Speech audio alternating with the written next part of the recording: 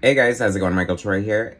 Today we are looking at Big Bang versus 1963. Did you have any idea this comic existed?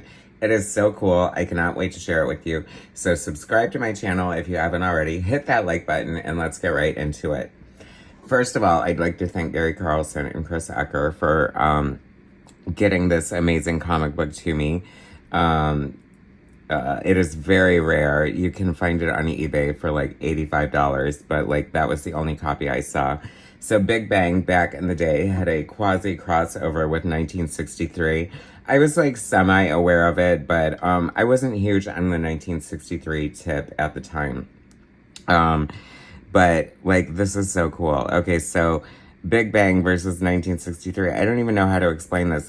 Speaking of Chris Ecker, he inked the cover over Jim Valentino's pencils, who penciled this cover.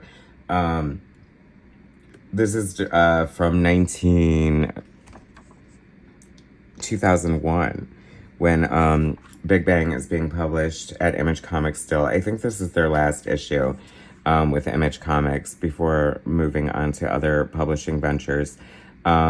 Let's see. So 1963 is all the buzz and all the rage. I just covered Don Simpson's much anticipated 1963 annual. You know, there are other events involved. It has a big history. So this is actually, I was expecting like a big, huge, epic, like Crisis on Infinite Earths kind of battle between Big Bang in 1963, and not so much. Okay, so the first story, this is an anthology. There's 3 Mighty Man stories. Yay, I love Mighty Man. And the first story is the Big Bang versus 1963, which is actually an excerpt from Jim Valentino's miniseries, A Touch of Silver, about a little boy who like has this sort of imagining, like he's imagining comic books to help him cope with something. I haven't read it, so I'm not really sure. But Jim wanted to use like Marvel and DC characters, and obviously licensing made that an impossibility. So Gary and Chris lent him Big Bang characters, and he used 1963 characters. You know, I was thinking this will never be reprinted again. Like you'd have to get so many permissions from so many people. Like Alan Moore probably wouldn't have it. So I can see why this is sort of valuable and rare. Not many like tie-ins or crossovers with 1963. And this is arguably, I don't know, like I said, it's an excerpt from Jim Valentino's miniseries, and that's like imaginary at best, right? So, but anyway, so the story and art is by Jim Valentino on the first page, lettering by Tammy Dahl. Love that name, by the way. Mighty Man by Gary Carlson, art and letters by Bill Fugate on 2 stories. And then we have the final Mighty Man story by Gary Carlson, writing, and art and letters by John Thompson. So this is fun. So I don't know, we start out with the heads of Mount Rushmore arguing, and then suddenly here comes the people from 1963. It's a little confusing, I guess, in a way, just because it is an excerpt. So you sort of have to either know a lot going in or sort of something, but it does kind of stand on its own as well. It's really making me want to get this Touch of Silver miniseries. Maybe I should go order it on eBay before I release this video, and can't afford it anymore. But it just looks fun. I don't know. This is Silver Boy, and he's like trying to join a superhero team. Like, this is imaginary, by the way. So it's actually Big Bang characters are like perfect for this, because I'm guessing A Touch of Silver is reference to like the Silver Age. So this little boy is like, imagination is alive with the comic book characters of the Silver Age, and why he is Silver Boy, and why he would want to join the Round Table of America, Big Bang's Justice League, or whatever the 63 dudes are called. I know, like, like I said, I need to be more on it, but I am, like, I don't think I've even have the full series, but I did cover, like, the first issue of 1963. Like, I feel like the hype is so much bigger around it. You know what I mean? It was, like, a 6-issue miniseries that was supposed to pay off in a, what do you call it? An annual that Jim Lee was supposed to draw and Alan Moore was supposed to write, and everyone involved knew it was never going to happen the minute it was announced. However, people have been wanting it for 30 years. Don Simpson quasi gave it to us. Other people are giving us fan versions. I don't know. It's kind of a weird note in history. Did I mention the big image eye behind the characters? I love that, by the way. Chris Ecker inks on Jim Valentino. I feel like with Jim Valentino's art, I think that he's a very good, solid superhero artist and comic book storyteller. Not overly dynamic. He does definitely benefit from a good anchor, and I think that Chris Ecker is a great anchor for Jim here.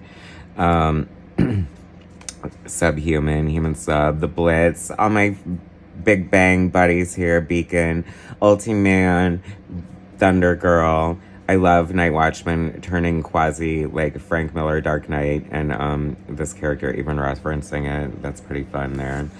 I don't know. It's always fun to see Big Bang characters interact with like other people because it's rare, right? I think it's rare. Anyway, very fun. I love the artistry on this panel. For some reason, this really stood out to me. I really thought that was cool. I love the expressions on their face through the water dripping on them.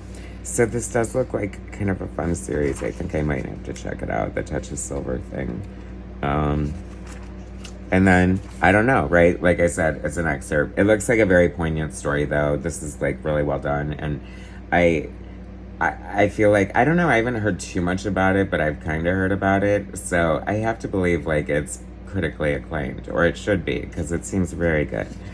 Anyway, so we move on to the Mighty Man story. And I love this artist, like, channeling CC Beck. That is one of the greatest things about Big Bang Comics, is that when they do like sort of an homage, like, you know, Mighty Man is obviously sort of an homage to Shazam in a way, you know, it incorporates elements of the original. But I also love when they not only try to homage like the character, but the art style as well. There's like a Beacon story where I forget the artist's names, but he does this great like Gil Kane kind of riff that is like unbelievable.